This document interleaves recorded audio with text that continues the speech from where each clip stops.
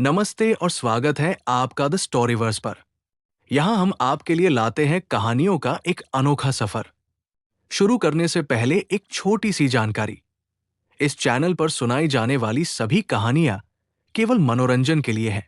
अगर आपको कहानियां सुनना पसंद है तो इस वीडियो को लाइक करें और हमारे परिवार का हिस्सा बनने के लिए चैनल को सब्सक्राइब जरूर करें। इस समय लक्ष्य का मन कर रहा था कि वो नीरज को थप्पड़ मारकर जान से मार दे।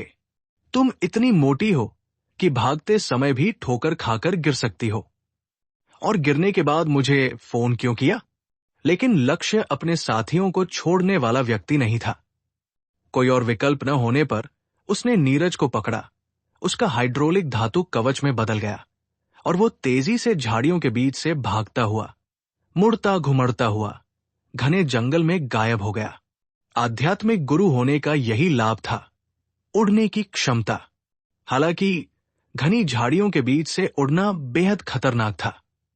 समय रहते मुड़ न पाने पर न केवल आप किसी पेड़ के तने से टकरा सकते थे, बल्कि छिपे हुए कीड़े मकोड़े भी आप पर हमला कर सकते थे। अगर दो उच्च स्तरीय सरदार उनका पीछा न कर रहे होते तो लक्ष्य ये जोखिम भरा कदम नहीं उठाता। लेकिन अब कोई दूसरा विकल्प नहीं था, उसे जोखिम उठाना ही था। सौभाग्य से इस बार वे भाग्यशाली रहे और उन्हें कोई कीड़ा मकोड़ा नहीं मिला। लक्ष्य के असाधारण प्रदर्शन के कारण घने जंगल में किसी आध्यात्मिक गुरु को पकड़ना लगभग असंभव था। वे बिना किसी बड़ी घटना के बच निकलने में कामयाब रहे। अंततः वे दोनों एक पेड़ के खोखले तने में उतरे। लक्ष्य ने एक पत्ता उठाया और उसे स्वतंत्र रूप से गिरने दिया।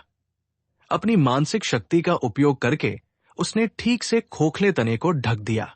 ये जगह बहुत ही एकांत में थी और इसके खोजे जाने की संभावना बहुत कम थी, जिससे उन दोनों को आखिरकार राहत की सांस लेने का मौका मिला। हे, आप सचमुच मेरे आदर्श हैं। बाघ के मुंह से 3 स्टार क्रिस्टल छीन लेना, वो भी एक साथ। आपके साथ जुड़ना मेरे जीवन का सबसे बुद्धिमानी भरा निर्णय है। नीरज को अपनी गलती का एहसास हो गया था और उसने तुरंत लक्ष्य की चापलूसी की। लक्ष्य ने एक लंबी सांस छोड़ी। अगर तुम न होते तो हम इतनी दयनीय स्थिति में न होते। हाँ, हाँ, हाँ, ये सब मेरी गलती है। नीरज ने जल्दी से सिर हिलाकर अपनी गलती स्वीकार कर ली। लेकिन हे भगवान, मुझे उस बदमाश तुषार की मौत का कोई अफसोस नहीं है। लेकिन उस खूबसूरत लड़की मीना का क्या? अगर वो उन दरिंदों के हाथों में पड़ गई तो कितना भयानक होगा। नीरज को मीना की थोड़ी चिंता थी। आखिर परी जैसी कोमल और सुंदर लड़की से प्यार न करना तो मुश्किल था। लेकिन लक्ष्य ने धीरे से सिर हिलाते हुए कहा, चिंता करने की कोई जरूरत नहीं है। उन तीनों समूह में सबसे शक्तिशाली वे 2 सरदार हैं जो हमारा पीछा कर रहे थे। उन्हें दूर भगाकर हमने वास्तव में मीना की मदद की है, वरना मीना बड़ी मुसीबत में पड़ जाती। इस तरह भले ही उनके लिए ये मुश्किल होगा, फिर भी वे जीतने में कामयाब होंगे। ओह, तो आइडल के पास तो पहले से ही एक योजना थी। वाकई एक शानदार रणनीतिकार। क्या ये मेरे लिए है? लक्ष्य ने स्टार कोर क्रिस्टल नीरज को सौंप दिया, जिसे देखते ही नीरज चुप हो गई। इसे सुरक्षित रखें। हम दोनों को अपनी ताकत में तत्काल सुधार करने की आवश्यकता है। हम हमेशा इन छलपूर्ण हथकंडों का सहारा नहीं ले सकते। इसे जल्दी से आत्मसात करो। थोड़ी सी अतिरिक्त शक्ति का मतलब थोड़ी सी अतिरिक्त सुरक्षा है। नीरज ने जल्दी से सिर हिलाया, कुछ नहीं बोला और स्टार कोर क्रिस्टल को लेकर उसे अवशोषित करना शुरू कर दिया। लक्ष्य के हाथ में अभी भी 2 स्टार क्रिस्टल थे, जिनमें से एक स्टार कोर क्रिस्टल था। इसमें उस क्रिस्टल की तुलना में दोगुने से अधिक ऊर्जा थी, जिसे लक्ष्य ने पहले अवशोषित किया था, जो उसे एक ही बार में लेवल 4 वॉरलॉर्ड बनने के लिए पर्याप्त थी। और उसके हाथ में मौजूद उल्का क्रिस्टल तो और भी बेहतर था। 1 महीने से अधिक समय से उल्का चरण में प्रवेश करने के बाद यह लक्ष्य को चौथे स्तर के नौसिखिए के मार्ग पर एक महत्वपूर्ण छलांग लगाने में मदद कर सकता था। बिना किसी देरी के लक्ष्य ने दोनों स्टार क्रिस्टल को एक साथ अपने डैंटियन पर रखा और उन्हें अवशोषित करना शुरू कर दिया। लक्ष्य को ताकत की सख्त जरूरत थी। बाहर तो वो ठीक महसूस कर रहा था, लेकिन तारामय फल वृक्ष के अंदर जिसे भी पुकारा जाता, वो एक कुलीन सरदार होता, सरदारों में सबसे शक्तिशाली। उच्च स्तर के विरोधियों पर विजय पाना लगभग हर किसी का कारनामा था, विशेषकर वे उच्च स्तरीय सरदार, जिनमें से कुछ तो युद्ध के देवताओं को भी चुनौती दे सकते थे, जिससे लक्ष्य को कुछ हद तक शक्तिहीन महसूस हुआ। और वे पुराने छात्र, जो कई वर्षों से फल वृक्ष में थे, उनमें से प्रत्येक के पास असाधारण रूप से शक्तिशाली युद्ध क्षमता थी। यदि लक्ष्य स्टार क्रिस्टल के लिए प्रतिस्पर्धा करना चाहता, तो उसके पास केवल छलकपट के तरीके ही बचते, प्रत्यक्ष टकराव संभव नहीं था। उसे ताकत की जरूरत थी, और भी ज्यादा ताकत की। स्टार क्रिस्टल्स पर कब्जा करने के लिए उसे प्रतिद्वंद्वियों को हराना था, और ताकतवर बनने के लिए लड़ना था। ताकत के बिना यह नामुमकिन था। उसने पहले ही तय कर लिया था कि मध्य स्तर के सरदार बनने के बाद वो कुछ समय के लिए आराम करेगा और अपने कौशल को निखारेगा। तारामय फल वृक्ष के अंदर अभी काफी समय बिताना बाकी था, इसलिए कोई जल्दी नहीं थी। उसकी डांटियन ची का संचार शुरू हो गया, और दोनों स्टार क्रिस्टल ने एक साथ ऊर्जा की हल्की सफेद धाराएं उत्सर्जित की, जो लक्ष्य की त्वचा में प्रवेश कर उसकी डांटियन में समाहित हो गई। 5 मिनट बाद लक्ष्य को लगा कि उसकी सफलता में बाधा डालने वाली पतली झिल्ली टूटने वाली है, और एक नौसिखिया सरदार की सीमा खुलने वाली है। मेरे लिए थोड़ा आराम करो। ऊर्जा का एक सैलाब उसके दांतियान में उमड़ पड़ा। इस समय लक्ष्य की दांतियान सीमा तेजी से फैल रही थी। लेवल 3 और लेवल 4 के सरदार के बीच केवल एक स्तर का अंतर था, लेकिन उनमें एक मूलभूत अंतर था। यही अंतर शुरुआती से मध्यवर्ती स्तर तक की सीमा थी। चाहे लेवल 2 से लेवल 3 तक अपग्रेड करना हो, या लेवल 4 से लेवल 5 तक, किसी भी अपग्रेड से उतनी शक्ति वृद्धि नहीं मिलती थी जितनी लेवल 3 से लेवल 4 तक अपग्रेड करने से मिलती थी। डांटियन का किनारा गड़गड़ाते हुए आगे बढ़ा। लक्ष्य के पेट का निचला हिस्सा सिकुड़ा और फैला, और इस क्षण उसकी आंतरिक ऊर्जा में हलचल मच गई। बाहरी ऊर्जा के संचार से वायु का प्रवाह ज्वार की तरह उमड़ पड़ा और घूमने लगा। यह प्रक्रिया पूरे 10 मिनट तक चली, जब तक कि दोनों स्टार क्रिस्टल पूरी तरह से अवशोषित नहीं हो गए और लक्ष्य का डांटियन विस्तार वास्तव में रुक गया। अच्छा, बहुत बढ़िया। लक्ष्य ने अपनी मानसिक शक्ति का उपयोग करके अपने डांटियन की आंतरिक रूप से जांच की, और यह देखकर सुखद आश्चर्य हुआ कि उसने न केवल चौथे स्तर के सरदार का दर्जा हासिल कर लिया है, बल्कि चौथे स्तर के शुरुआती चरण के शिखर पर भी पहुंच गया है। इस उल्कापिंड क्रिस्टल की शक्ति वाकई अद्भुत थी। ये एक नौसिखिया योद्धा के लिए सबसे बेहतरीन तारा क्रिस्टल था। उसका अनुमान था कि वो जल्द ही धूमकेतु अवस्था में प्रवेश कर जाएगा, लेकिन धूमकेतु अवस्था के क्रिस्टल नौसिखिया योद्धाओं के बस की बात नहीं थे। लक्ष्य सफलता के कगार पर था, और ये उल्कापिंड क्रिस्टल ठीक समय पर उसके हाथ लगा। यदि पहले उसकी डांटियन ची का भंडार 100 था, तो अब वो 150 तक पहुंच गया। उसकी शक्ति में पूरे 1/3 की वृद्धि हुई थी। अब तो ये दिलचस्प होता जा रहा है। इस शक्तिशाली दांतियन ची को आधार बनाकर मैं सचमुच तारामय फल वृक्ष के भीतर अपनी पकड़ मजबूत कर सकता हूं। बेशक ये ताकत का स्तर अभी भी पर्याप्त नहीं है। कम से कम मुझे इधर उधर भटकना नहीं चाहिए। मुझे अपनी क्षमताओं को ठीक से निखारने के लिए कोई जगह ढूंढनी चाहिए, और इस स्तर पर अपनी ताकत बढ़ाने के लिए अपनी मानसिक शक्ति को विकसित करने के अलावा मुझे जिस चीज पर और भी अधिक ध्यान देना चाहिए, वो है मेरी भाला तकनीक के चौथे चरण लॉन्ग रिवर को विकसित करना। लक्ष्य को कुछ समय पहले लॉन्ग रिवर का गुप्त नियमावली प्राप्त हो गई थी, लेकिन उसे इसका ठीक से अभ्यास करने का समय कभी नहीं मिला था।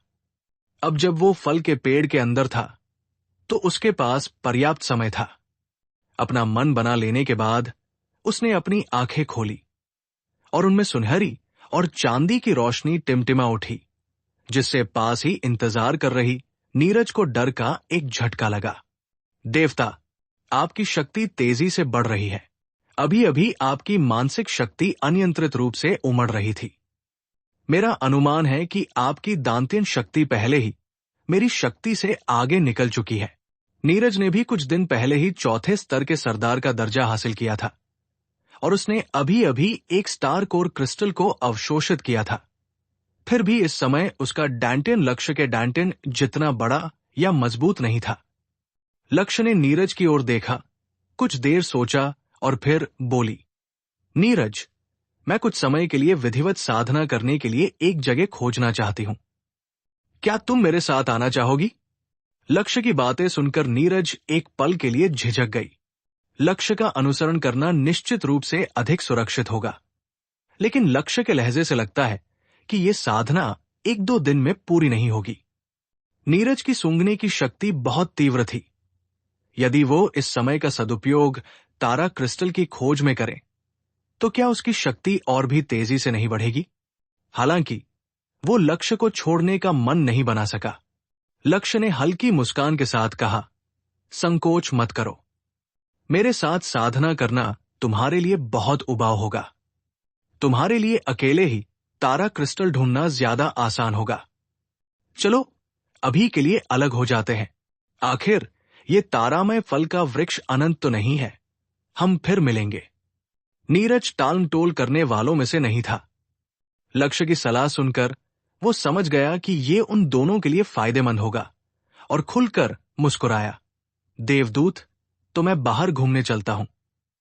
जब आपकी दिव्य शक्ति पूर्ण हो जाएगी, तब हम भाई फिर से साथ मिलकर दुनिया की सैर करेंगे।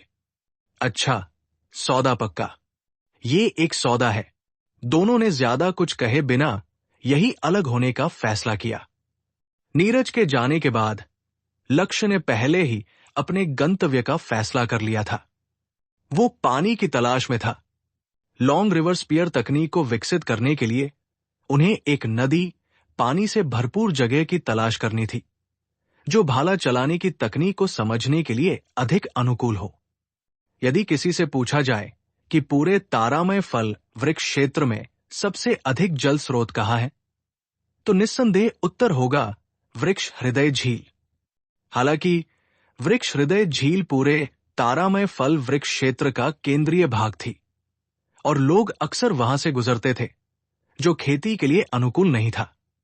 इसके अलावा ट्री हार्ट लेक एक झील थी, नदी नहीं, और ये लॉन्ग रिवर भाला तकनीक की कलात्मक अवधारणा के अनुरूप नहीं थी। तारामय फल वृक्ष पर भी नदियां थी। हालांकि वहां कोई बड़ी नदी नहीं बन सकती थी, लेकिन कुछ दिन पहले की ओस ने लक्ष्य को याद दिलाया कि जब तक उसे भरपूर ओस और घने वृक्षों वाला स्थान मिल जाए और पानी नीचे की ओर बहने लगे, तब तक स्वाभाविक रूप से नदियां बन जाएंगी। आखिरकार तारामय फल का वृक्ष इतना विशाल था और इतना पानी सोख लेता था कि अगर नदियां न होती तो वृक्ष हृदय झील जैसी विशाल और हमेशा जमीन रहने वाली झील न होती। हालांकि लक्ष्य ने ट्री हार्ट लेक में साधना करने की योजना नहीं बनाई थी, फिर भी उसे वहां जाकर उसमें गिरने वाली नदियों का पता लगाना था और फिर उन नदियों के बहाव के साथ ऊपर की ओर जाना था। उसे साधना के लिए उपयुक्त स्थान अवश्य मिल जाएगा। नीरज को छोड़ने के बाद लक्ष्य अकेले ही चल पड़ा और वृक्ष के तने के सहारे नीचे की ओर बढ़ते हुए वृक्ष हृदय झील की खोज करने लगा। एक स्पष्ट लक्ष्य के साथ अकेले यात्रा करते हुए वो 2 दिनों तक चलता रहा। तीसरे दिन की सुबह लक्ष्य को आखिरकार ट्री हार्ट लेक दिखाई दी। शाखाओं और पत्तियों के बीच से निकलते हुए उसके सामने धुंध भरे पानी का एक विशाल विस्तार फैला हुआ था। 10 मील लंबी एक झील, जिसके पेड़ों के पत्ते आसमान को पूरी तरह ढक लेते थे। यहां का नजारा सचमुच दुनिया का एक अद्भुत दृश्य था। उसने दाएं बाएं देखा, लेकिन आसपास कोई नहीं दिखा। लक्ष्य झाड़ियों से बाहर निकला और ट्री हार्ट लेक की स्थिति का ध्यानपूर्वक अवलोकन किया। ध्यानपूर्वक अवलोकन करने पर लक्ष्य ने पाया कि ट्री हार्ट झील में संभवतः 6 या 7 नदियां आकर गिरती थी। झील का पानी प्रतिदिन पेड़ के तने में रिसता था और ऊपर से नदियों का निरंतर प्रवाह ना होता तो ये झील बहुत पहले ही सूख गई होती। इन 6 या 7 नदियों में से उत्तर की ओर स्थित नदी में सबसे अधिक जल प्रवाह प्रतीत होता था। इसका कारण यह था कि दक्षिणी भाग सूर्य के संपर्क में था और पूर्वी और पश्चिमी भागों में भी समय समय पर सूर्य की रोशनी पड़ती थी, जिससे नदी का पानी वाष्पित हो जाता था। उत्तरी भाग, जो सूर्य की रोशनी के संपर्क में नहीं था, स्वाभाविक रूप से नदी के अधिक जल प्रवाह वाला था। मैं नदी के किनारे उत्तर की ओर चलूंगा, एक गुप्त स्थान ढूंढूंगा और अपनी लॉन्ग रिवर स्पीयर तकनीक का अभ्यास करूंगा। लक्ष्य ने मन बना लिया और उत्तर दिशा की ओर चल पड़ा। चलते चलते उसने देखा कि उत्तरी भाग प्लेटफॉर्म क्षेत्र के आश्चर्यजनक रूप से करीब था। हालांकि लक्ष्य ने इस पर ज्यादा ध्यान नहीं दिया। प्लेटफॉर्म पर कोई नहीं होना चाहिए, इसलिए उसे किसी से सामना नहीं करना चाहिए। लेकिन जैसे ही वो झुककर झाड़ियों में घुसने वाला था, अचानक उसके पीछे से एक मधुर, सुंदर महिला की आवाज सुनाई दी। आवाज साफ और मधुर थी, मानो मोती किसी जेड की थाली पर गिर रहे हों, जिससे ये अंदाजा लगता था कि उसकी मालकिन एक खूबसूरत महिला होगी। हालांकि लहजा इतना सुखद नहीं था, बल्कि थोड़ा चिढ़ाने वाला था। आइडल, तुम कहाँ जा रहे हो? इस सुनसान जंगल के बीच ऐसी खूबसूरत आवाज सुनना सुखद अनुभव होना चाहिए था। फिर भी लक्ष्य के रोंगटे खड़े हो गए। वो घूम गया और सच में मीना कुछ ही दूरी पर बर्फीले सफेद रंग के कपड़ों में खड़ी थी। तस्वीर जैसी सुंदर, उसका चेहरा भावहीन था। लक्ष्य संस्था ने कभी भी आम छात्रों के लिए एक शब्द भी विनम्रता से नहीं कहा, लेकिन मीना अलग थी। ऐसा इसलिए नहीं था कि वो बेहद खूबसूरत थी, नहीं इसलिए कि वो हजारों लोगों द्वारा पूजी जाने वाली दिव्य संप्रदाय की संत थी। ये उसके पिछले जन्म में दिखाए गए साहस के कारण था। लक्ष्य ने उसे पृथ्वीवासियों के लिए लड़ते हुए मरते देखा था, जबकि उसमें मदद करने का साहस नहीं था। उस समय उसमें कोई ताकत नहीं थी, फिर भी अपराध बोध उसके साथ बना रहा। मीना निसंदेह एक अच्छी लड़की थी, सुंदर और नेक। हालांकि फिलहाल वो अपने धर्म से कुछ हद तक प्रभावित थी। लक्ष्य के पास इसका कोई कारगर उपाय नहीं था। इसके अलावा फिलहाल वो उसके लिए बिल्कुल भी उपयुक्त नहीं था। जिस तरह से उसने कहा, मेरे आदर्श, तुम कहाँ जा रहे हो, उससे यह साबित होता है कि उसने उस दिन नीरज की कॉल सुनी थी और समझ गई थी कि यह किसके बारे में थी। लक्ष्य ने नीरज को उसकी वजह से हुई परेशानी के लिए मन ही मन कोसा, लेकिन पहले उसे मीना से निपटना था। हाँ, क्या संयोग है संत मीना, आपसे यहां मुलाकात हुई। सचमुच कभी कभी दुनिया संयोगों का ही आयोजन करती है, मीना ने उदासीनता से उत्तर दिया। लक्ष्य ने गंभीर चेहरा बनाते हुए कहा, यह आकस्मिक मुलाकात सुखद तो है, लेकिन हम जंगल में हैं, और हां, पुरुष और महिला को कुछ दूरी बनाए रखनी चाहिए। अफवाहें फैल सकती हैं, इसलिए मैं अब चलता हूं। मीना के चेहरे पर कोई भाव नहीं बदला। मैं दिव्य संप्रदाय की संत हूं। इस दुनिया में सभी ईश्वर की संतान है। हमारा साथ होना तय है। गपशप की बात कहां से आएगी? तुम बहुत ज्यादा सोचती हो। लक्ष्य ने अपने होठों के कोने को खींचते हुए कहा, मानता हूं कि मैं काफी सुंदर हूं, लेकिन मैं कभी कोई स्टार नहीं रहा, खासकर अमरावती बेस सिटी में तो बिल्कुल भी नहीं, जहां मैं पूरी तरह से अनजान हूं। संत मीना, कृपया मुझे आदर्श न कहें, मैं सचमुच इसके लायक नहीं हूं। हम एक ही कक्षा के छात्र हैं। अगर दूसरे तुम्हें इस नाम से बुला सकते हैं, तो मैं क्यों नहीं? मीना ने ऊपर से नीचे उसकी ओर देखा और उसकी शर्मिंदगी का आनंद ले रही थी। इस बदमाश चोर को चिढ़ाना तो बनता ही था। अगर आप जिद करते हैं, तो मैं आपको रोक नहीं सकता, लेकिन आपके आदर्श को काम है, इसलिए मैं आपका साथ नहीं दूंगा, लक्ष्य ने कहा और फिर जाने के लिए मुड़ गया। मीना ने फिर कहा, देवी, इतनी जल्दी क्यों? मुझे एक ऐसी जगह पता है जहां 3 सितारा क्रिस्टल मिलते हैं। क्या आप उन्हें हासिल करने की कोशिश नहीं करना चाहते? हाँ, अभी मेरे पास समय कम है, चूंकि आपने इन्हें ढूंढ लिया है, इसलिए ये आपके हैं। मैं प्रतिस्पर्धा नहीं करूंगा। अगर तुम ये समझते हो तो तुमने उन्हें तब वापस क्यों छीन लिया? लक्ष्य, और ये सोचकर कि मैंने तुम्हें प्रतिभाशाली समझा था। क्या तुमने कभी सच्चे ईश्वर की शिक्षाएं पढ़ी हैं? पहले तुमने सच्चे ईश्वर का अपमान किया, फिर एक सहपाठी की दुर्दशा को नजरअंदाज किया, केवल तारा क्रिस्टल हथियाने पर तुले रहे। क्या तुम जानते हो कि मैं इस मंच पर क्यों आया हूं? लक्ष्य ने यह दिखाने के लिए अपना सिर हिलाया कि उसे कुछ भी पता नहीं था। श्याओ वेई और श्याओ यू युद्ध में बुरी तरह घायल हो गए हैं और आगे खोजबीन नहीं कर सकते।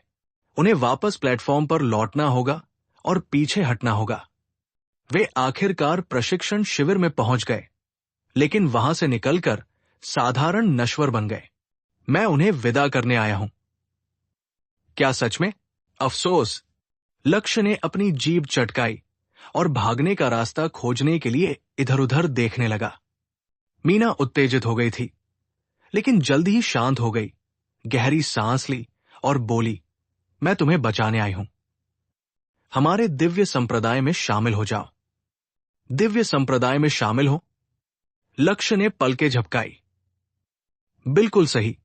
अपने हृदय स्वभाव से तुम देरसवेर हानि पहुंचाओगी, फिर भी तुम एक विलक्षण प्रतिभा हो। आखिरकार उन परिस्थितियों में हर कोई उस तारा क्रिस्टल को नहीं चुरा सकता था। मैंने तुमसे कहा था कि मैं तुम्हें बचाऊंगी, और अब मैं अपना वचन निभा रही हूं। मीना ने गंभीरता से कहा। उसका स्वभाव शांत था और उसकी किसी भी बात में कोई भावना नहीं झलकती थी। लक्ष्य ने सोचा, दिव्य संप्रदाय। ओह, आपका मतलब उस संप्रदाय से है जिसमें कुछ भी करने से पहले हथेलियों को जोड़कर अमिताभ का उच्चारण किया जाता है। मीना की आड़ू के फूल जैसी आंखों में क्रोध की चमक आ गई। तुम कितने अज्ञानी हो सकते हो? वो तो ईसा पूर्व का बौद्ध धर्म था। क्या तुम आकाश के तारों को सच्चे ईश्वर के रूप में मानने का सिद्धांत नहीं जानते? ये इस प्रकार है। उसने अपनी आंखें बंद कर ली, अपने भरे हुए सीने पर अपना कोमल हाथ रखा और धीरे से कहा, मैं तारों भरे आकाश के नीचे रहने के लिए धन्य हूं।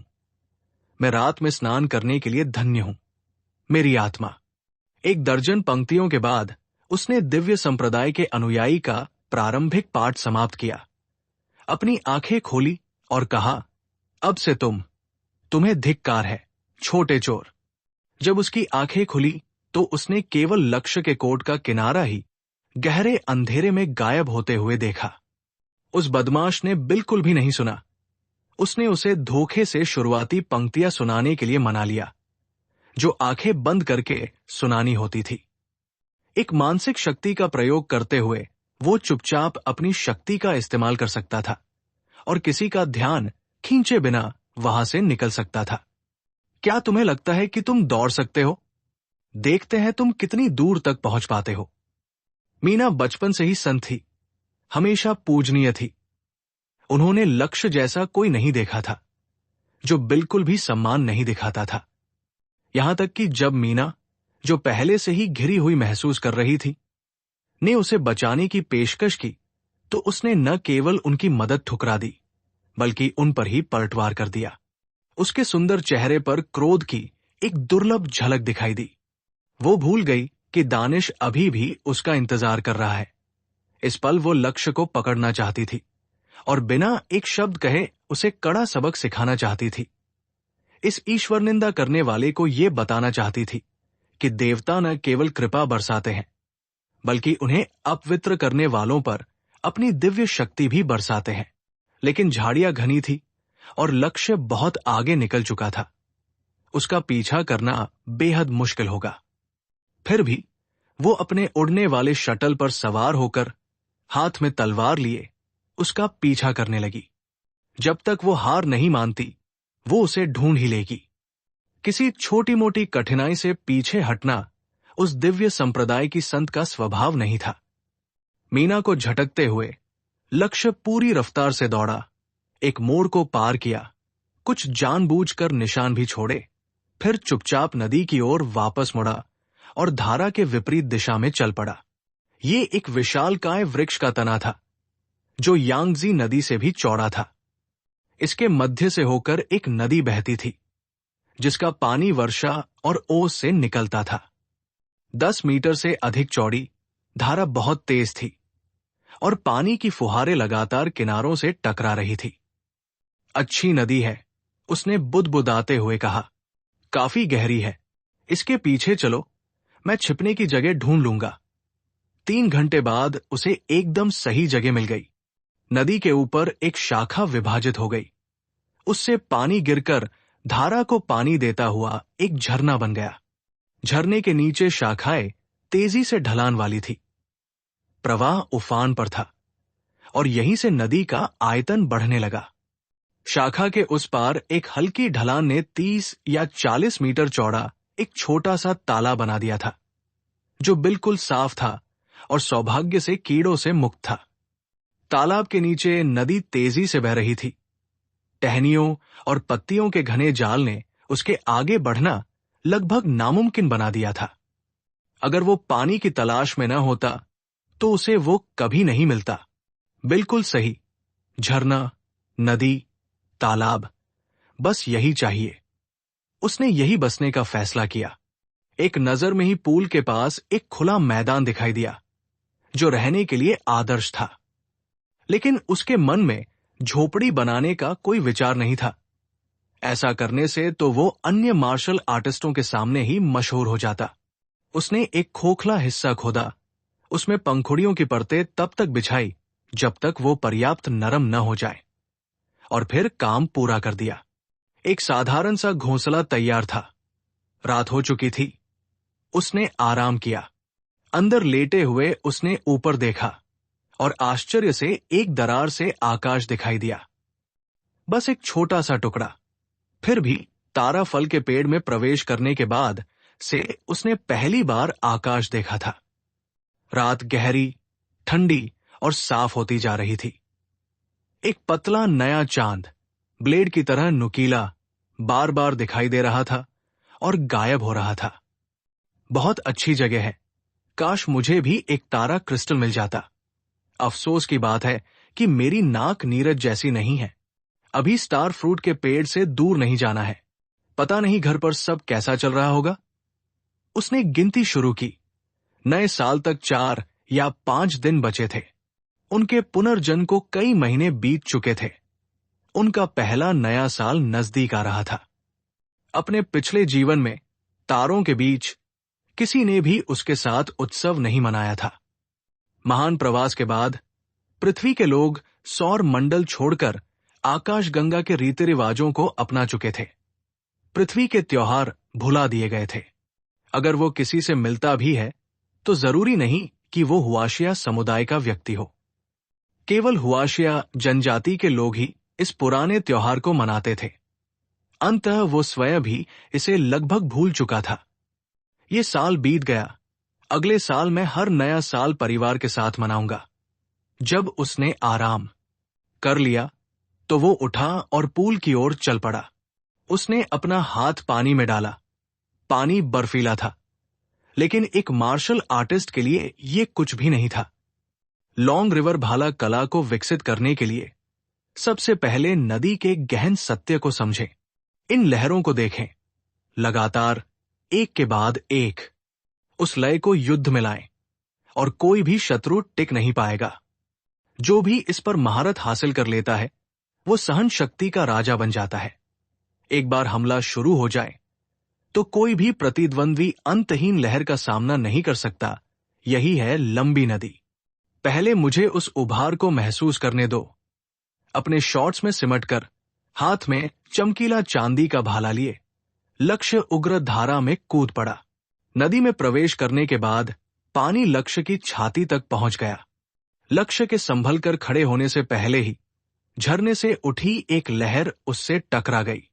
लक्ष्य ने इस पर ज्यादा ध्यान नहीं दिया। ऐसी मामूली लहर उसे कुचल नहीं सकती थी। उसने सीना फुलाकर झटके को सीधे झेलने की कोशिश की।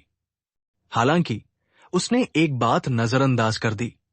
नदी का तल मिट्टी का नहीं, बल्कि चिकनी लकड़ी का था।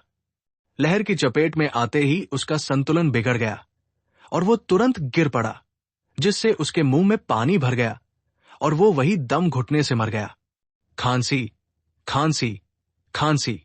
लक्ष्य अस्त व्यस्त हालत में खड़ा हुआ और अपने चेहरे से नदी का पानी हाथ से पोंछने लगा।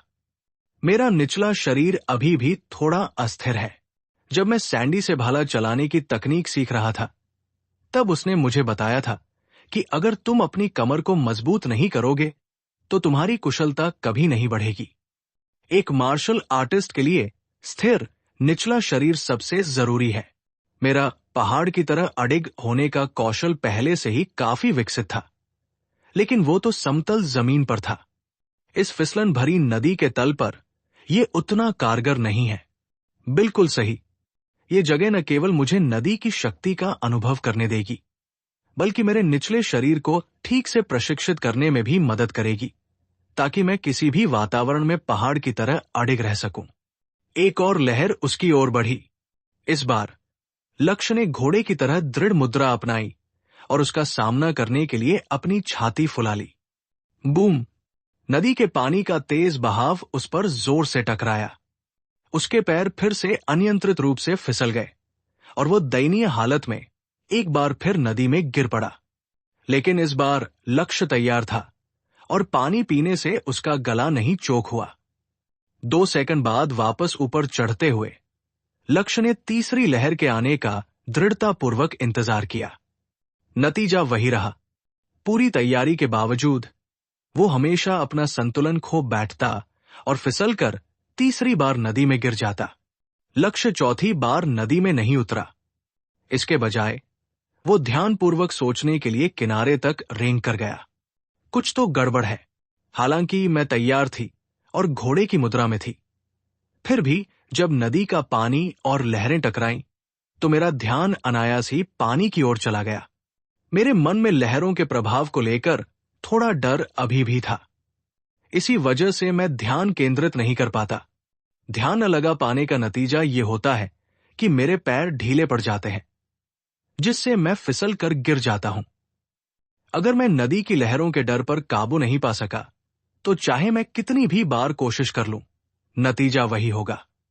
लक्ष्य ने समस्या की जड़ को पहचान लिया और आराम करने के लिए नदी के किनारे पालथी मारकर बैठ गया। उसने अपनी अवस्था को चरम सीमा तक पहुंचा दिया। लगभग आधे घंटे बाद लक्ष्य ने अपनी आंखें खोली।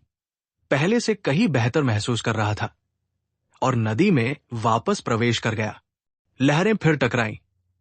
लक्ष्य उनसे टकराया और फिर उसके पैर फिसल गए। हालांकि इस बार वो केवल लड़खड़ाया और बिना गिरे कुछ कदम पीछे हट गया। नहीं, डर की वो भावना अभी भी अपरिहार्य है। इस कठिनाई पर काबू पाना आसान नहीं है। ये एक मानवीय सहज प्रतिक्रिया है जो किसी की इच्छा के अनुसार आसानी से नहीं बदलती। उन्होंने दोबारा कोशिश की, लेकिन नतीजा पिछली बार से भी बदतर रहा, क्योंकि लक्ष्य एक बार फिर चूक गया। लगातार 7 या 8 बार ऐसा होने के बाद जब लक्ष्य को लहरों ने फिर से गिरा दिया, तो वो बस नदी में पड़ा रहा और बाहर नहीं आया। उसकी आंखें खुली थी और नदी का पानी उसके सामने उफान मार रहा था। उसका शरीर अनायास ही धारा के साथ बह रहा था। हालांकि लक्ष्य ने इन सब बातों को पूरी तरह से भुला दिया। अपनी सांस रोक ली और अपने शरीर को बहने दिया। लक्ष्य, ओ लक्ष्य, ये सोचकर कि तुम्हें दूसरा जीवन मिल गया है, क्या तुम्हें पहले से ही विश्वास नहीं था कि तुम निडर हो? तुम एक मामूली धारा से भी क्यों नहीं बच सकते? तुम इसे मार या घायल नहीं कर सकते। ज्यादा से ज्यादा ये तुम्हें गिरा देगा। तुम्हें किस बात का डर है? क्या आपको दम घुटने का डर है? नहीं, वहां डरने की कोई बात नहीं है। गिरने से डर लगता है? बिल्कुल भी नहीं। अगर गिर भी जाओ तो बस उठ जाओ। मैं समझता हूं। तुम्हारा डर शरीर से नहीं, बल्कि मन से आता है, क्योंकि तुम अभी भी एक सामान्य इंसान हो। जब तुम्हें पता चलता है कि नदी आ रही है, तो तुम स्वाभाविक रूप से उसका विरोध करते हो, उसे पार करने की कोशिश करते हो। क्या तुम नहीं जानते कि अगर तुम उसे एक बार पार कर भी लेते हो, तो क्या तुम उसे 100 बार पार कर पाओगे? यदि किसी देवता को अनंत युगों तक यहां खड़ा रहने दिया जाए, तो अंततः एक दिन ऐसा आएगा जब नदी उसे गिरा देगी, क्योंकि जल का प्रवाह अनंत है। यही वो सिद्धांत है जिसके अनुसार जल पत्थर से रिश्ता है। मेरा ध्यान नदी पर नहीं, बल्कि अपने पैरों पर होना चाहिए। जब तक मैं ये मानता हूं कि मैं एक पहाड़ हूं, एक चोटी हूं, तब तक नदी चाहे कितनी भी उग्र क्यों न हो, वो केवल चोटी के चारों ओर ही बह सकती है, उस पर कोई प्रभाव नहीं डाल सकती। मैं एक पर्वत हूं। मुझे भाले की तकनीकों या दिखावटी चालों पर निर्भर रहने की जरूरत नहीं है, क्योंकि मेरा शरीर एक पर्वत शिखर है जो कभी नहीं ढहेगा। ये सोचकर लक्ष्य को लगा जैसे उसका दम घुट रहा हो। वो पहले ही 10 मिनट से नदी में पड़ा हुआ था। हां, अपने पैरों से नदी के तल को धक्का देते हुए लक्ष्य पानी से उछलकर कुछ बड़े बड़े कदमों में नदी की लहरों के सामने वापस आ गया। सामने झरना तेजी से नीचे गिर रहा था, जिससे नदी का पानी कई फीट ऊंची लहरों में तब्दील हो गया, जो लक्ष्य की ओर उग्र रूप से टकरा रही थी। इस प्रकार की शक्ति प्रकृति की शक्ति थी। नीचे फिसलन भरी नदी की तलहटी के साथ मिलकर कुछ ही लोग इसका सामना कर सकते थे। पहले जब भी लक्ष्य नदी के पानी को देखता, तो वो सहज रूप से अपनी आंखें बंद कर लेता था। लेकिन इस बार उसने अपनी आंखें बिल्कुल भी बंद नहीं की, बल्कि चौड़ी आंखों से लहर को अपनी ओर आते हुए देखता रहा। उसके पैर इतनी ताकत से खड़े थे मानो पहाड़ की तरह अडिग हों। गड़गड़ाहट, लहर उस पर टूट पड़ी और फिर सफेद झागदार लहरों के साथ धारा के साथ बह गई। लहर गुजर जाने के बाद लक्ष्य का शरीर भाले की तरह सीधा खड़ा रहा, बिल्कुल सीधा और गतिहीन। हाँ, मैं कामयाब हो गया। यही है पहाड़ जैसा शरीर, यही है पहाड़ जैसा शरीर। ये पहाड़ की तरह अविचल का दूसरा स्तर है, जिसके बारे में सैंडी ने मुझे बताया था। पहाड़ जैसा शरीर। जब तक आपका शरीर पहाड़ की चोटी जैसा है, तब तक कोई भी आपको हिला नहीं सकता। जब इस अवधारणा को युद्ध में लागू किया जाता है, तो भले ही प्रतिद्वंद्वी की शक्ति मुझसे कहीं अधिक हो, ये अवधारणा अकेले ही उनके आत्मविश्वास को अनायास ही चकनाचूर कर देगी, जिससे उन्हें ये आभास होगा कि मैं अजेय हूं। इसके लिए मुझे अब हाथ में लंबे भाले की भी आवश्यकता नहीं होगी। हा, सफलता। उफ! एक और लहर तेजी से गुजरी, जिससे थोड़ा ज्यादा उत्साहित लक्ष्य गिर गया और बुरी तरह से घायल होकर नदी में जा गिरा। लेकिन इस बार लक्ष्य तेजी से खड़ा हो गया। उसने जानबूझकर नदी के तल के सबसे फिसलन भरे हिस्से पर खड़े होने का चुनाव किया, जिससे लहरें एक के बाद एक आती रहीं। फिर भी उन पर उनका जरा सा भी असर नहीं हुआ। दर्जनों लगातार प्रयासों के बाद लक्ष्य अंततः पर्वत के समान शरीर की अवधारणा को पूरी तरह से समझ गया। इस अवधारणा का सबसे बड़ा लाभ यह था कि इससे लक्ष्य के मन से भय का भाव पूरी तरह समाप्त हो गया। भविष्य में चाहे उसे कितनी भी कठिनाइयों या बाधाओं का सामना करना पड़े, वो पर्वत शिखर की तरह शांत भाव से उनका सामना कर सकेगा। कुछ देर आराम करने के लिए किनारे पर लौटते हुए उसने ऊपर देखा और पाया कि आकाश वास्तव में उज्जवल होने लगा था। इस रात का परिणाम बहुत ही शानदार रहा। हालांकि ये बहुत ही कठिन था, लेकिन इससे लक्ष्य की ताकत में काफी वृद्धि हुई। लक्ष्य ने खेती करने की कोशिश में पानी में आगे नहीं जाने का फैसला किया। लंबी नदी, यात्रा कदम दर कदम तय की जाती है और भोजन निवाला दर निवाला खाया जाता है। वो निरंतर प्रगति के सिद्धांत को लेकर बहुत स्पष्ट थे। सुबह सुबह उसने बड़ी मुश्किल से बीफ जर्की खाई। लक्ष्य की खाने की लालसा दिन ब दिन बढ़ती जा रही थी। कुछ देर खाने और आराम करने के बाद लक्ष्य ने आसपास के इलाकों को घूमने का फैसला किया। ये इलाका बहुत कम आबादी वाला था। कौन जानता था कि तारा क्रिस्टल कहाँ छिपा हो सकता है। जितने कम लोग होंगे, तारा क्रिस्टल के मिलने की संभावना उतनी ही अधिक होगी और उसकी गुणवत्ता भी बेहतर हो सकती है। अपने कपड़े पहनकर लक्ष्य ने अपना चमकीला चांदी का भाला उठाया और आसपास के इलाके का जायजा लेने लगा। ये तारा फल के वृक्ष के छत्र क्षेत्र के उत्तर में स्थित था। लक्ष्य पहले उत्तर की ओर चला। लगभग 4 घंटे बाद उसने खुद को धीरे धीरे छत्र क्षेत्र के किनारे के पास पहुंचते हुए पाया। यहां पहुंचने के बाद लक्ष्य आगे नहीं बढ़ा। अगर वो और आगे जाता तो उसे सीमावर्ती क्षेत्र की संक्षारक पत्तियों का सामना करना पड़ता और लक्ष्य यहां सड़ना नहीं चाहता था। वो जिस रास्ते से आया था उसी रास्ते से लौट गया और पश्चिम की ओर चलने लगा। 1 घंटे से अधिक समय तक कुछ न मिलने पर लक्ष्य एक बार फिर लौटा और पूर्व की ओर बढ़ने लगा। इस बार लक्ष्य की मेहनत आखिरकार रंग लाई। उसने पाया कि उसके छोटे से घोंसले से 500 मीटर से भी कम दूरी पर एक ऊंची छिपी हुई शाखा पर वास्तव में फूल खिले हुए थे। और ये सिर्फ एक फूल नहीं थे, ये तो 3 फूल थे। ये सचमुच दूर दूर तक खोज करने के बाद आखिरकार अपनी आंखों के सामने ही मिल जाने जैसा मामला है। यानी एक तारा क्रिस्टल हर समय मेरे घोंसले के पास ही था और मैंने बेवजह कई रास्तों पर चलकर उसे खो दिया। लक्ष्य खुशी खुशी उस शाखा पर चढ़ गया और उसने तीनों खिले हुए फूलों को देखा। उन्हें देखते ही लक्ष्य तुरंत मोहित हो गया।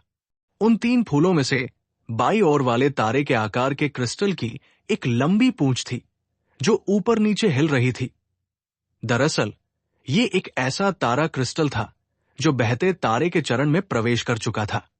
दाहिनी ओर वाला भी एक बहता हुआ तारा क्रिस्टल था और ये बाईं ओर वाले की तुलना में काफी बड़ा दिख रहा था, मानो ये धूमकेतु अवस्था में प्रवेश करने ही वाला हो।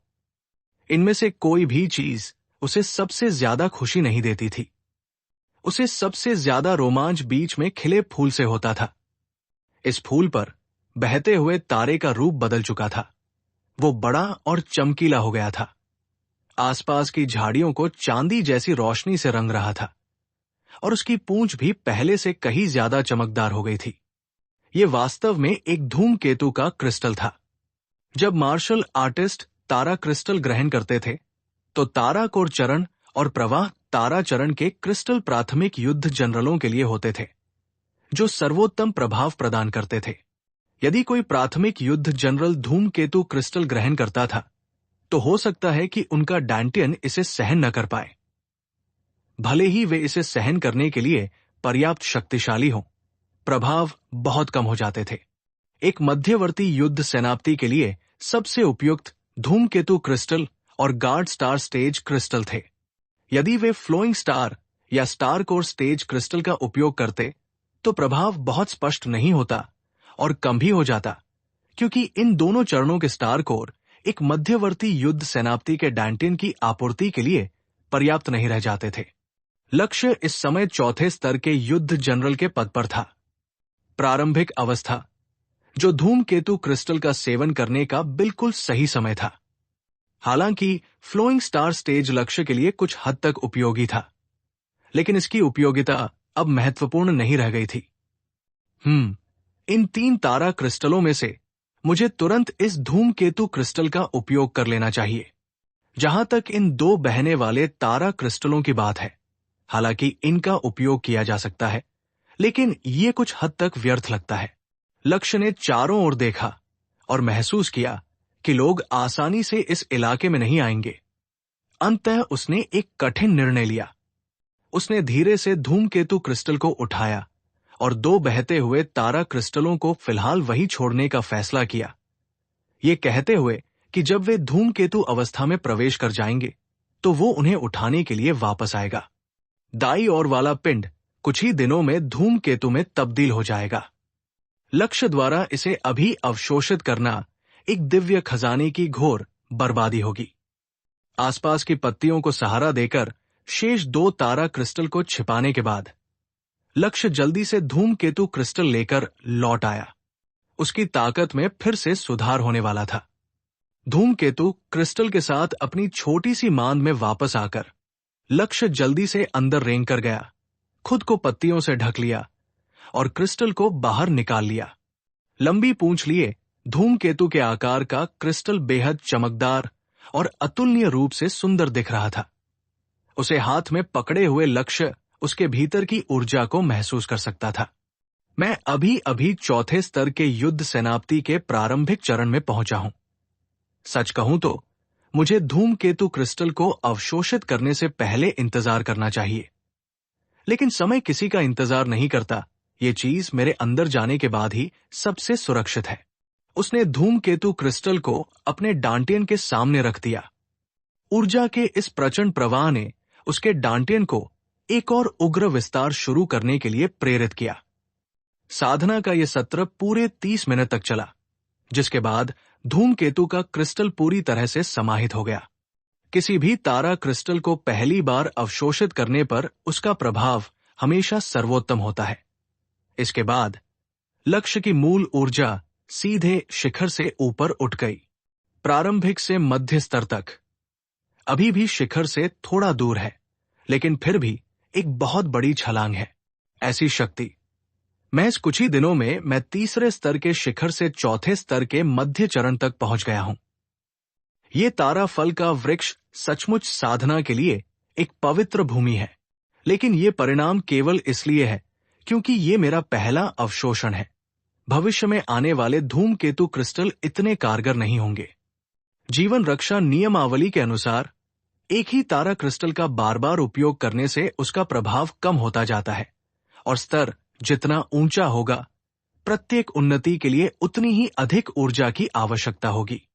चौथे स्तर के अंतिम चरण तक पहुंचने के लिए मुझे शायद 7 या 8 धूमकेतु क्रिस्टल की आवश्यकता होगी। 5वें स्तर तक पहुंचने के लिए 20 या 30 भी शायद पर्याप्त न हो। 6ठे स्तर की बात करें तो केवल सैटेलाइट क्रिस्टल ही काम आएंगे। लेकिन सौभाग्य से समय मेरे पक्ष में है। काम खत्म होने पर लक्ष्य संतुष्ट होकर खड़ा हो गया। 2 और लगभग तैयार धूमकेतु क्रिस्टल उसका इंतजार कर रहे थे, जिससे वो हल्का महसूस कर रहा था। फिर से रात होने लगी थी। कुछ राशन बिस्कुट खाने के बाद वो नदी की ओर लौट गया। कल मुझे शरीर को पर्वत के समान मानने की अवधारणा समझ में आई, इसलिए अब मैं पानी में भाला चलाने का अभ्यास स्वतंत्र रूप से कर सकता हूं। आज मैं लॉन्ग रिवर में अभ्यास करूंगा। ये कोई साधारण लॉन्ग रिवर नहीं है, मेरी अपनी अनूठी कला, लाइट अंकिता लॉन्ग रिवर। कपड़े उतारकर वो ठंडे पानी में उतर गया। ठंड ने उसके दिमाग को तेज कर दिया। हाथ में चमकीला चांदी का भाला लिए वो उफनती धारा से अविचलित खड़ा था, चुपचाप सोच रहा था। लॉन्ग रिवर के अनुसार मैंने गुप्त नियमावली पढ़ी। लंबे भाले को एक अंतहीन नदी की तरह प्रवाहित करने के लिए पहला कदम लहर की तरह प्रहार करना है। लहर की तरह आगे बढ़ना आसान नहीं है। जब एक लहर आती है तो मैं उसे रोकने के लिए वाटरफॉल तकनीक का इस्तेमाल कर सकता हूं, लेकिन जब अगली लहर आएगी तो मैं पूरी तरह थक चुका हूंगा। झरने का गहन सत्य एक ही प्रहार में प्रकट होता है, जबकि लहर झरने का निरंतर रूप है। चलिए कोशिश करते हैं। उसने अपनी स्थिति स्पष्ट कर ली। जैसे ही अगली लहर आई, उसका भाला लहराया। झरना। रात के आकाश में पतले सुनहरे बिजली के आयन झिलमिला रहे थे। एक असली नदी की लहर हवा में एक कृत्रिम झरने की लहर से टकराई। धमाका, टकराना, पटाखों की तरह पानी की बौछारें चारों ओर उड़ने लगी। लहर किनारे तक नहीं पहुंची। पानी ने किनारों को भिगो दिया। आगे कोई तेज बहाव न होने के कारण नदी वास्तव में एक क्षण के लिए रुक गई। किनारे से देखने पर आपको लक्ष्य के पीछे एक गड्ढा दिखाई देगा, जहां धारा लक्ष्य तक पहुंचने में विफल रही। लेकिन लहरें कभी खत्म नहीं होती। एक को रोकने के बाद दूसरी आ गई, और वो समय रहते दूसरी वाटरफॉल नहीं चला सका। उसने भाला उठाकर एक कमजोर प्रयास किया, लेकिन लहर उस पर टूट पड़ी। हालांकि वो सीधा खड़ा रहा, लेकिन वो पूरी तरह भीग गया था। पानी उसके ऊपर बह रहा था, बिल्कुल जैसा मैंने सोचा था। मैं झरनों को एक श्रृंखला में नहीं जोड़ सकता, इसलिए मैं लहरों को रोक नहीं सकता। सच्ची लॉन्ग रिवर को बिना रुके बहना चाहिए, इतनी शक्तिशाली कि नदी को सुखा दे। मैं ऐसा कैसे करूं? मैनुअल में दिए गए निर्देशों का चरण दर चरण पालन करने में 1 साल लग जाएगा। मेरे पास समय नहीं है, इसलिए मुझे एक शॉर्टकट चाहिए। कुछ देर बाद उसने फिर से वाटरफॉल पर कोशिश की, और फिर से अगली लहर ने उसे पीछे धकेल दिया। सूखा नदी तल नहीं था। 1 दर्जन बार अभ्यास करने के बाद उसे किनारे पर आराम करना पड़ा। फिर भी असफल हो रहा हूं। मुझे कुछ समझ नहीं आ रहा है। आखिर क्या है?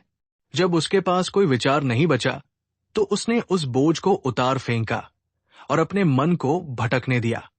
बीता हुआ जीवन, वर्तमान जीवन, परिवार, मित्र, शत्रु, सपने, लक्ष्य, सब कुछ एक फिल्म की तरह झिलमिला रहा था। मैं 40 अरब कमाऊंगा ताकि मेरे माता पिता फिर से खेती बाड़ी कर सकें। चाहे मुझे संसाधन जमा करने पड़े, मैं उन्हें सुरक्षित रखूंगा। इस तरह आने वाले दिनों में मैं अकेला नहीं रहूंगा। अपने पिछले जीवन में मैंने कई महत्वपूर्ण घटनाओं का अनुभव किया था और उनमें से अधिकांश के लिए मैंने पहले से ही योजनाएं बना रखी थी। इस बार मैं दिव्य सेनापति प्रशिक्षण शिविर में ज्यादा समय तक नहीं रह सकता। अधिकतम 5 वर्ष, आदर्श रूप से 4 वर्ष। मुझे अभी भी याद है कि मेरे पिछले जीवन में उत्परिवर्तित राक्षसों द्वारा कब्जा किए जाने पर आइस सिटी बेस सिटी कैसे नष्ट हो गया था। ये मानवता के लिए एक भीषण आपदा थी। उस युद्ध में अनगिनत लोग मारे गए और केवल कुछ ही सक्षम लोग बच पाए। इसलिए मुझे ऐसा होने से पहले वापस लौटना होगा और आइस सिटी को गिरने से बचाने के लिए अपनी पूरी ताकत लगानी होगी, कम से कम और अधिक लोगों की जान बचाने के लिए। मैं कोई संत नहीं हूं जो दुनिया पर दया करता हो, लेकिन मैं जानता हूं कि जब अलौकिक सभ्यता पृथ्वी पर आई तो यहां के लोग कितने असहाय थे। इस जीवन में मैं सर्वोच्च लक्ष्य की प्राप्ति का प्रयास करूंगा और पृथ्वी वंश को असंख्य तारों से भरे आकाश में अमर रहना होगा, सभी द्वारा सम्मानित। तुम तथाकथित अलौकिक सभ्यता के प्रतिभाशाली लोग, अगर तुम पृथ्वी पर फिर से अपनी मनमानी करना चाहते हो, तो तुम्हें मुझसे, लक्ष्य से, ये पूछना होगा कि क्या मैं तुमसे सहमत हूं। पृथ्वी के लिए लड़ते हुए जान देने वाले सभी लोगों को, जो भी नायक थे, मैं इस बार आपको जीवित रखने की पूरी कोशिश करूंगा। और तब तक जो भी मेरे शिखर तक पहुंचने में बाधा डालेगा, चाहे वो अच्छा हो या बुरा, मैं उसे सीधे नरक में भेज दूंगा। उस क्षण लक्ष्य को मीना का ख्याल आया, वो सिरदर्द पैदा करने वाली संत। उसे तथाकथित तारों भरे आकाश के सच्चे ईश्वर का असली चेहरा दिखाना आसान नहीं होने वाला था। और अंकिता राव, उनका परिवार अब भी उन दोनों के रिश्ते का विरोध कर रहा था। उन्हें लौटने पर इस मामले को सुलझाना होगा। अंकिता राव का उनके प्रति व्यवहार और उनकी कोमल जलप्रपात जैसी स्नेहशीलता को याद करके लक्ष्य मुस्कुराए बिना नहीं रह सका। पानी, रात के अंधेरे में बिजली की तरह वो शब्द उसके दिमाग में कौंध गया और उसी क्षण उसे कुछ महत्वपूर्ण बात समझ में आ गई। पानी, मैं क्या सोच रहा हूं? लगभग पहुंच ही गया हूं। पानी क्या होता है? लक्ष्य झट से खड़ा हो गया, नदी की ओर देखने लगा और उसके मन में विचारों की बाढ़ आ गई। जल जीवन का स्रोत है। मनुष्य, विकृत जीव, यहां तक कि कीड़े मकोड़े भी इसके बिना जीवित नहीं रह सकते। जल बूंद बूंद करके बनता है। नदियां, झीलें, समुद्र, सब कुछ छोटी छोटी बूंदों से ही निर्मित होते हैं। पानी बहता है या स्थिर रहता है। ये जीवन देता है और छीन लेता है। ये नावों को ले जाता है और उन्हें निगल जाता है। ये स्वभाव से अस्थिर और अप्रत्याशित है। धाराएं जलवायु को बदलती है। नदियां भूमि को पोषित करती है। पानी, मुझे समझ आ गया। लक्ष्य ने अचानक अपना चेहरा आकाश की ओर उठाया। उसकी आंखें दहाड़ रही थी। जल तो बस जल है। ज्वार की तरह उमड़ने के लिए आपको इसकी प्रकृति को जानना होगा। एक बूंद बन जाना होगा, बहते रहना होगा या प्रवाह के साथ बहना होगा। जल को समझने पर ही आप जल के रूप में अवतरित हो सकते हैं। आपके आक्रमण अनंत होंगे, मानो तारों की नदी उलट गई हो। इतना कहकर उसने एक गहरी सांस ली, अपना चमकीला चांदी का भाला निकाला और पुराने जमाने के ओलंपिक गोताखोर की तरह उग्र धारा में सिर के बल छलांग लगा दी। भाले के भारी वजन ने उसे सीधे नदी के तल तक खींच लिया। वो रेत पर लेट गया और पानी को अपने ऊपर से बहने दिया। उसकी आंखों में सोने और चांदी की चमक दिखाई दी। चांदनी में उसने किनारे के पेड़ों को हिलते हुए देखा। उनकी पत्तियों के बीच अर्धचंद्राकार चांद को लहराते हुए देखा। वो पानी में तैरते हल्के बुलबुलों को गिन सकता था, हवा को महसूस कर सकता था, धारा के हर बदलाव को भांप सकता था।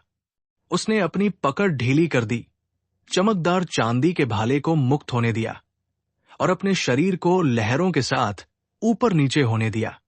धीरे धीरे उसकी बाहें पानी की लय के साथ ताल मिलाते हुए हिलने लगी, लेकिन पानी में एक भी लहर नहीं उठी। उसकी सांसें रुक गई। उसके दांतियान में मौजूद मूल ऊर्जा प्रवाहित होने लगी। ये क्षमता केवल युद्ध जनरल स्तर के मार्शल आर्टिस्टों के पास होती है, जिससे वे पानी के अंदर अपनी सांस रोक सकते हैं। अब मैं धारा हूं। पानी मुझे नुकसान नहीं पहुंचाएगा। हम एक हैं। मैं बिना किसी चीज से टकराए बहता रहता हूं। उसका शरीर सहजता से एक मोड़ पर सरक गया, जहां पानी में पेड़ उग रहे थे और वो किसी चीज को नहीं छू रहा था। जल सबसे निचले बिंदु की ओर बहता है। मैं हर बदलाव को महसूस कर सकता हूं, यहां तक कि एक एक अणु को भी। मैं सहजता से बहता हूं। यही प्रवाह का अनुसरण करने की शक्ति है। जल के दांव के साथ बहने की शक्ति है। लहरें या उमड़ता ज्वार सब धारा के साथ चलते हैं। और अब मैं पानी हूं, मैं धारा हूं, लहर हूं, वो विशाल उभार हूं जो आकाश को भी ढक सकता है। 20 मिनट से अधिक समय तक पानी के नीचे रहने के बाद लक्ष्य की आंखें अचानक खुल गई। उसने नदी के तल से धक्का दिया, भाले की ओर दौड़ा, उसे पकड़ा और पानी से बाहर निकल आया। हाथ में भाला लिए उसने प्रहार किया। हवा और मूसलाधार बारिश गरज उठी। भाले की परछाइयां विशाल लहरों की तरह तेजी से आती हुई धारा की ओर टकरा रही थी। धमाका, पानी की बौछारें उड़ी। पहली लहर बिखर गई, दूसरी लहर ऊपर से चाप बनाते हुए निकल गई। दोबारा एक दहाड़ के साथ वो तनावग्रस्त हो गया। बिजली की तरह रात में रोशनी फैल गई और उसने दूसरा प्रहार किया। गड़गड़ाहट। नदी के किनारों पर ऐसा लगा जैसे अचानक बादल फट गए हों। दूसरी लहर उसके भाले के नीचे गायब हो गई। उसके पीछे नदी 2 बार अपनी उफान खोकर क्षण भर के लिए पूरी तरह से रुक गई। 2 लगातार सफल हमलों के साथ लक्ष्य तुरंत ही उस क्षेत्र में प्रवेश कर गया। उसने एक के बाद एक भाले दागे और आगे बढ़ती लहरों के खिलाफ जवाबी हमला शुरू कर दिया। जैसे ही लहरें टकराती, उसका लंबा भाला उनसे सीधे टकराता। हर वार एक झरने की तरह था, निरंतर और अंतहीन। यही थी लंबी नदी।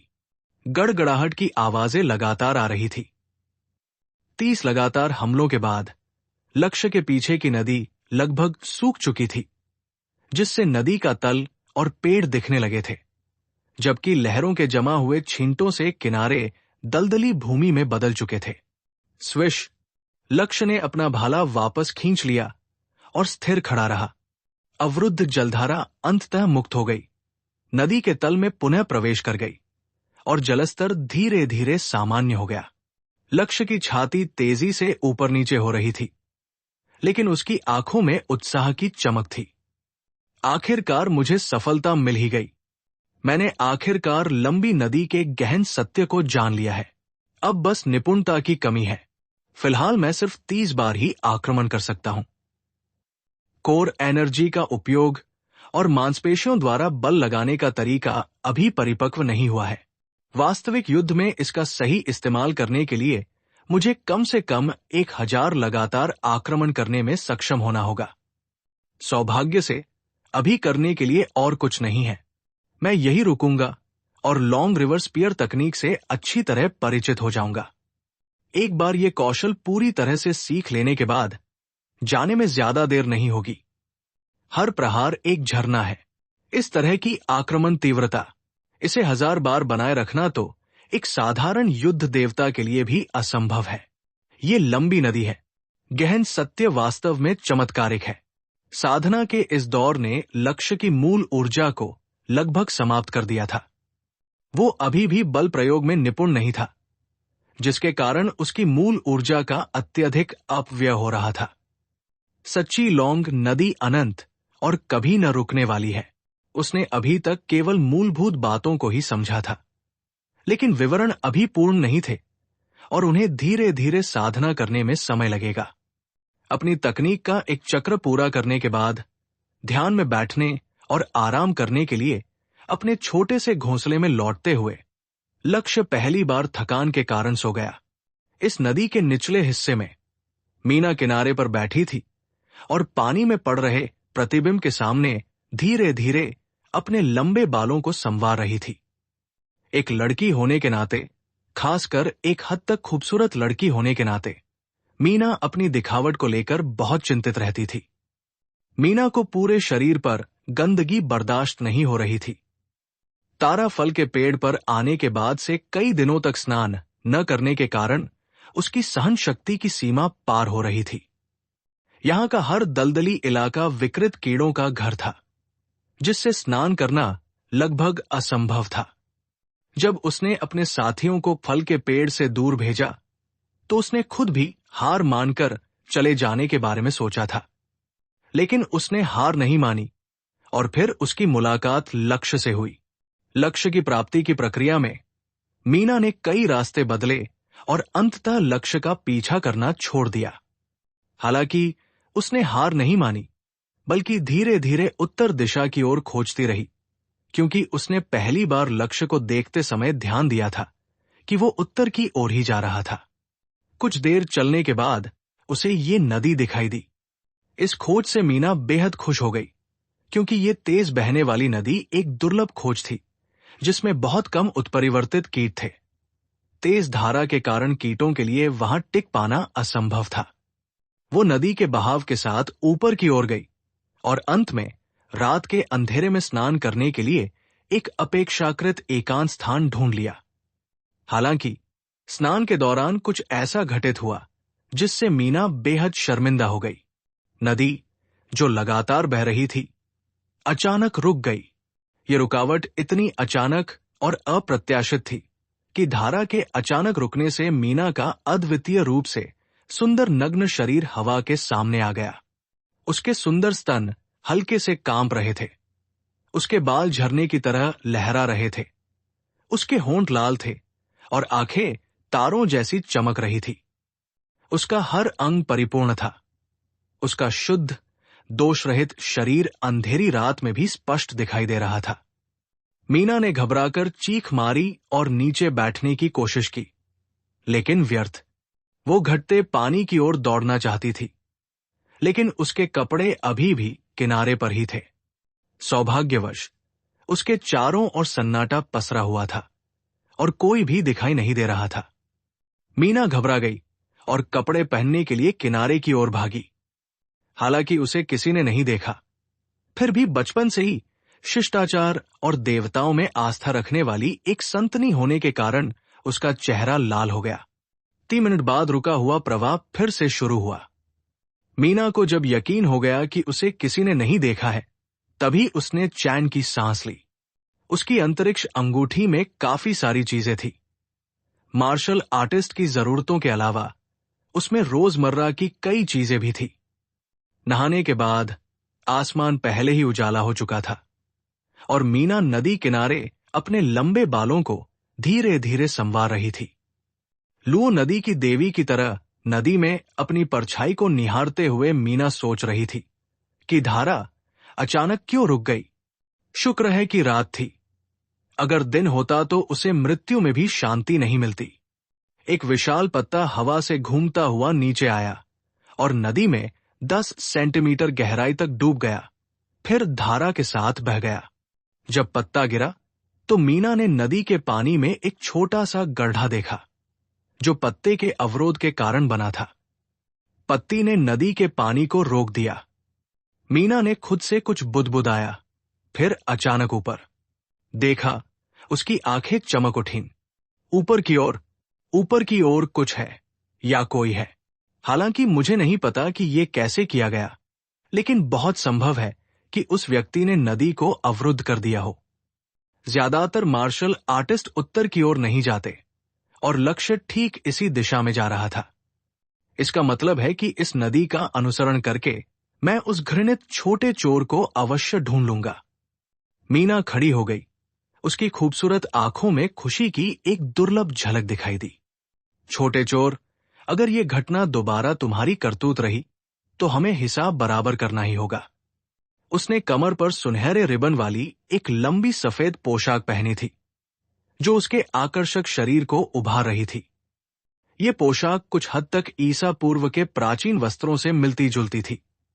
ऐसा इसलिए नहीं था कि वो किसी पुराने फैशन को अपनाना चाहती थी, बल्कि ये तारामय आकाश दैवीय पंथ की महिला अनुयायियों की वर्दी थी। बेशक एक संत होने के नाते उनका व्यवहार भी बहुत महत्वपूर्ण था। उनकी पोशाक अधिक दिव्य और सुरुचिपूर्ण प्रतीत होती थी। अपने कोमल हाथ से अपने कपड़े का किनारा हल्के से उठाकर अपनी शुद्ध सफेद क्रिस्टल जैसी पिंडली का एक हिस्सा दिखाते हुए मीना नदी की विपरीत दिशा में सीधे आगे बढ़ गई। दानिश और एक लड़की जंगल से होते हुए ट्री हार्ट लेक की दिशा में जा रहे थे। वे मीना की तलाश कर रहे थे। उस लड़की का नाम रिया था। वो भी अमरावती बेस सिटी की रहने वाली थी और मीना की तरह वो भी डिवाइन ग्रेस चर्च से आई थी। मीना ने अपने 2 साथियों को प्लेटफॉर्म पर भेजा था और तब से वापस नहीं लौटी थी। काफी देर तक इंतजार करने के बाद भी जब कोई फायदा नहीं हुआ तो उनके पास मीना को ढूंढने के अलावा कोई चारा नहीं बचा था। जाने से पहले मीना ने रिया से कहा था कि अगर वो वापस नहीं लौटी तो वो उसे ट्री हार्ट लेक के पास ढूंढ सकती है।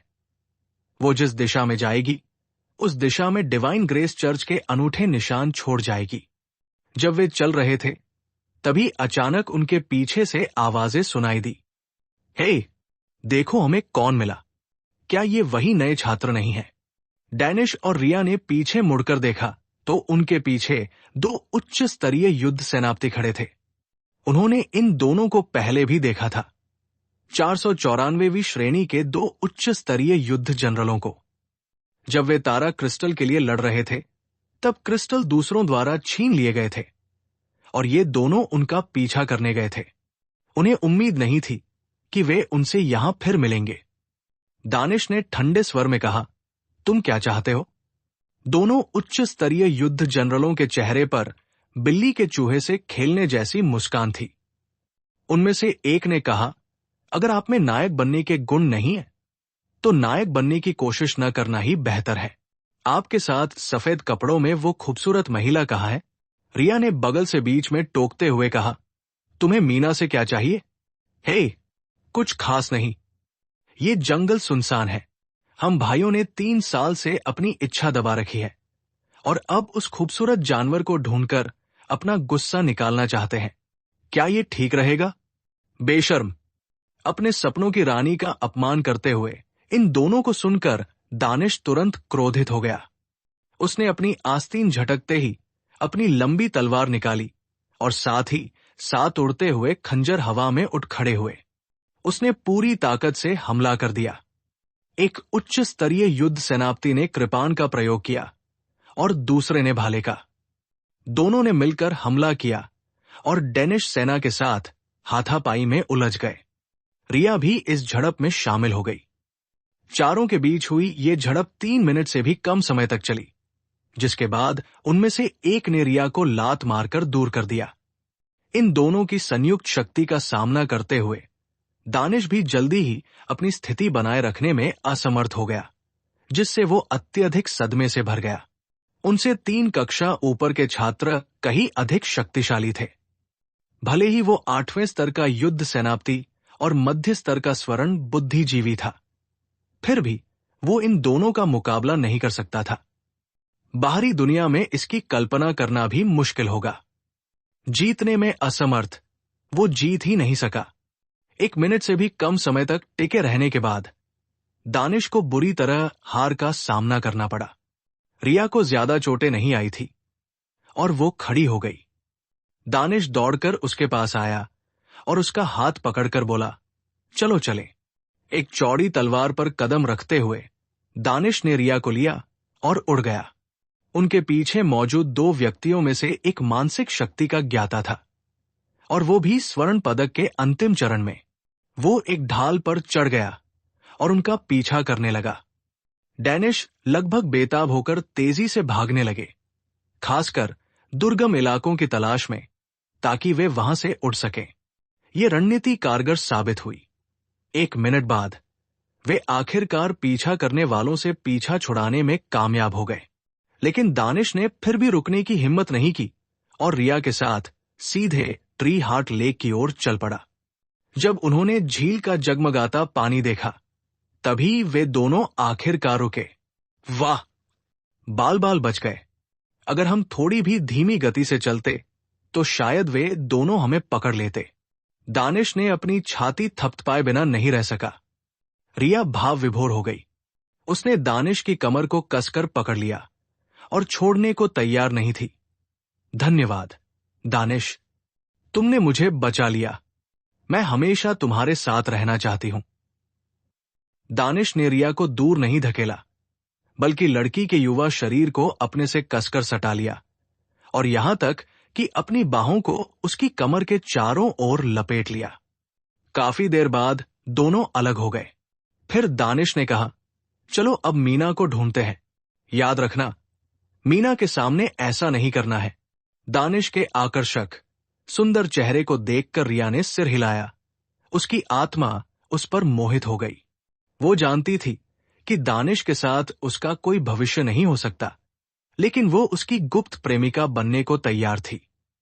क्या तुम मीना द्वारा छोड़े गए निशान ढूंढ सकते हो? दानिश ने पूछा। हां, मुझे आसपास देखने दीजिए।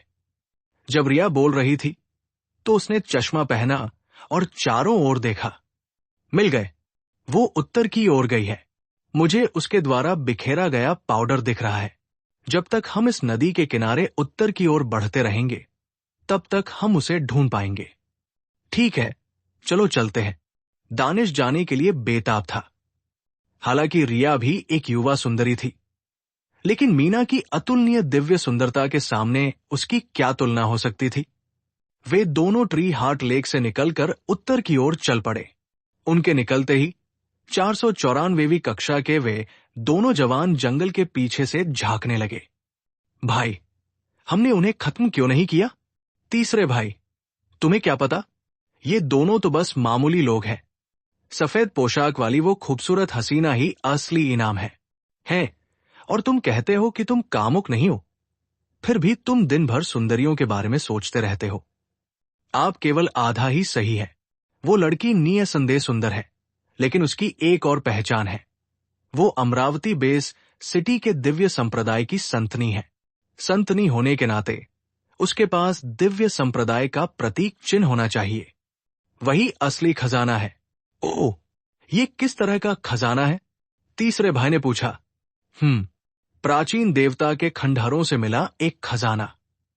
बताओ, क्या ये हमारे लिए फायदेमंद होगा? तो ये प्राचीन देवता के खंडहरों से है। उस जगह की हर चीज अपने आप में अनूठी धरोहर है। इसीलिए मैंने जानबूझकर उन दोनों नौसिखियों को जाने दिया। उनके नेतृत्व में हम भाई लोग स्त्री और धन दोनों प्राप्त करेंगे। तो चलो जल्दी करते हैं। हाँ, एक बेजोड़ सुंदरता और प्राचीन देवता के खंडहरों से मिला एक अनमोल खजाना। मुझे कौन सा लेना चाहिए? ये तो वाकई सिरदर्द है। 494वीं कक्षा के वे दोनों चुपचाप दानिश के पीछे उत्तरी जंगल में चले गए। आज की ये कहानी सुनने के लिए आपका बहुत बहुत धन्यवाद। मुझे उम्मीद है कि आपको ये पसंद आई होगी। अगर ये कहानी आपके दिल को छू गई, तो इसे अपने दोस्तों के साथ शेयर करना न भूलें। कमेंट में बताएं कि आपको सबसे अच्छा हिस्सा कौन सा लगा। ऐसी ही और दिलचस्प कहानियों के साथ मिलते हैं अगली वीडियो में। तब तक के लिए सुनते रहिए द स्टोरीवर्स।